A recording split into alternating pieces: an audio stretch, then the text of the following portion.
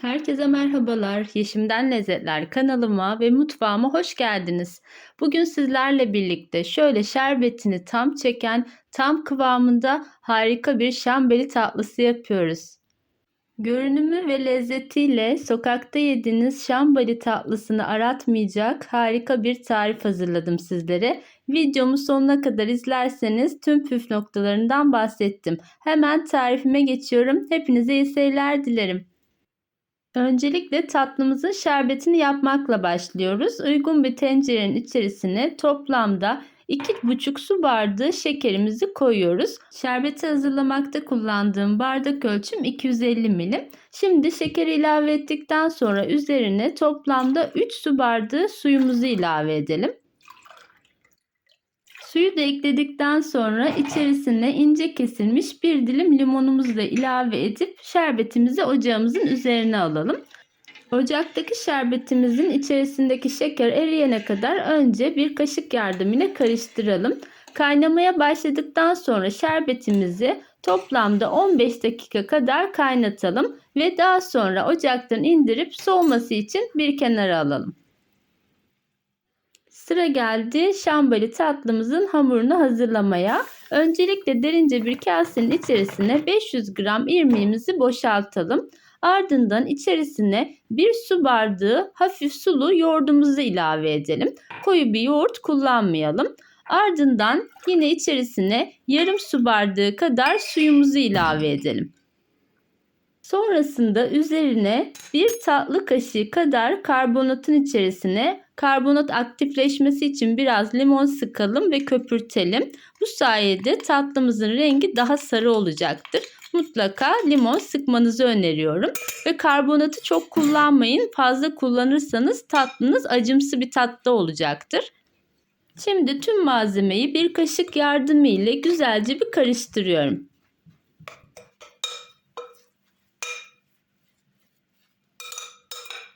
Daha sonra içerisine bir su bardağı kadar şekerimi ilave ediyorum. Şekeri de ilave ettikten sonra tatlı hamurumu yine güzelce bir karıştırıyorum.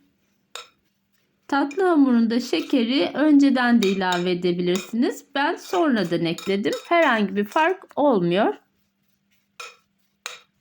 Tatlı hamurundaki şekeri de güzelce karıştırdıktan sonra tatlı hamurumuz artık hazır. Bu şekilde bir kıvamı olacak. Şimdi bu tatlı hamurumun üzerine bir streç filmle kapatacağım ve buzdolabında en az 12 saat boyunca dinlendireceğim. Şambeli tatlısının en önemli püf noktası 12 saat boyunca buzdolabında bekletilmiş olması. Gerçek kıvam ve lezzeti yakalamak için mutlaka hamuru 12 saat buzdolabında bekletin. Evet, şambali tatlımızın hamuru 12 saat boyunca buzdolabında bekledi. Sizin de gördüğünüz üzere böyle koyu kıvamlı bir tatlı hamuru oldu. Şimdi biraz elimle hamuru yoğuruyorum. Tatlı hamurunu elimle böyle yoğurup oda ısısına gelmesini sağlıyorum. Sonrasında tatlı hamurumu borcamımın içerisine aktaracağım. Şambali tatlımda ben kare borcam kullandım. Öncelikle hamuru içerisine aktarmadan önce kenarda beklettiğim şerbetimden bir miktar alıp borcamımın her yerine fırça yardımıyla şerbete buluyorum. Bu sayede tatlımızın altı da çok güzel kızarmış oluyor. Şimdi şambeli tatlımın hamurunu borcamın içerisine döküyorum ve elimle bastırarak her yerine eşit bir şekilde olması için böyle elimle bastıra bastıra hamurumu yayıyorum.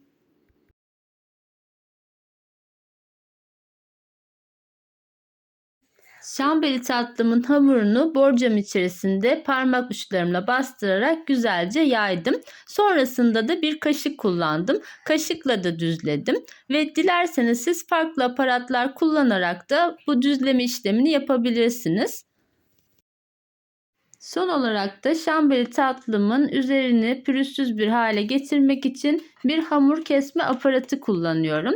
Kenarlarını ve üzerini bu aparatla böyle bastırarak düzleştiriyorum. Bu arada kanalımı ilk kez izliyorsanız eğer kanalıma destek olmak için videomu beğenmeyi ve kanalıma abone olmayı unutmayın lütfen.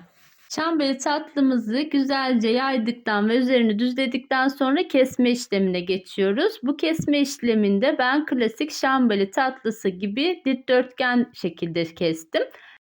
Tatlımıza şekil verirken böyle derin dibine kadar kesik atmıyoruz. Sadece şeklini belirlemek için üzerine hafif bir şekilde bıçak yardımıyla çizikler atıyoruz. Evet, şambali tatlımızı kestikten sonra üzerine tuzsuz kavrulmuş fıstık yerleştiriyoruz. Sizler dilerseniz badem de kullanabilirsiniz. Ben bu şekilde 3 sıra halinde fıstıklarla şambali tatlımın üzerini süsledim. Tüm fıstıkları üzerine yerleştirdikten sonra da şimdi son olarak kenarda bekleyen şerbetimden üzerine bir fırça yardımıyla sürüyorum ve bu sayede tatlımızın üzeri de çok güzel bir şekilde kızarmış oluyor. Bu tarifte ayrıca pekmezle suyu karıştırıp sürmeye gerek kalmıyor. Bu şekilde hazırladığınız şerbetten tatlının altına ve üzerine sürerseniz çok güzel bir şekilde tatlımız kızarmış olacak. Üzerine şerbeti de sürdükten sonra tatlımızı önceden ısıttığımız 200 derece alt üst ayarlı fırında toplamda 35-40 dakika kontrollü olarak pişirelim. Şambali tatlım fırından çıktı. Altı üzeri çok güzel bir şekilde kızardı. Şimdi tatlımın ilk sıcaklığı çıktıktan sonra üzerine şerbetini döküyorum. Gördüğünüz gibi şerbeti üzerine döker dökmez çok güzel bir şekilde çekmeye başladı bile. Bu tarif tam kıvamında ve çok lezzetli bir şambali tatlısı tarifi. Gönül rahatlığıyla bu tarifimi mutlaka denemenizi tavsiye ediyorum. Başka tarif aramaya hiç gerek yok açıkçası. Lezzeti de kıvamı da sokakta yediğiniz şambali tatlısını aratmayacak derecede güzel oluyor. Bu güzel tarifimi mutlaka denemenizi ve görüşlerinizi de bana yorum kısmında belirtmenizi rica ediyorum. Şambali tatlımın üzerine attığım kesiklerden şimdi keskin bir bıçak yardımıyla tekrar geçiyorum ve kalan şerbetimi de üzerine döküp tatlımızı şerbetini verdikten sonra 3-4 saat kadar kenarda dinlendirelim ve artık tatlımız servise hazır. Şambali tatlım kenarda dinlendi. Şimdi içerisinden 2 parça alıp size yakından da göstermek istiyorum. Gerçekten lezzeti ve kıvamı çok güzel oldu.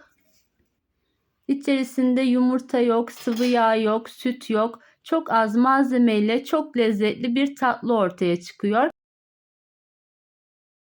Bu güzel şambali tatlısı tarifimi deneyecek olan herkese şimdiden afiyet olsun. Videomu beğenmeyi ve kanalıma abone olmayı unutmayın lütfen. Ayrıca tariflerimden önceden haberdar olmak isterseniz eğer bildirim zilini aktif hale getirebilirsiniz. Tarifimi sevdiklerinizle paylaşmayı unutmayın lütfen. Yeni bir tarifte yeniden görüşmek üzere. Hoşça kalın, sağlıcakla kalın.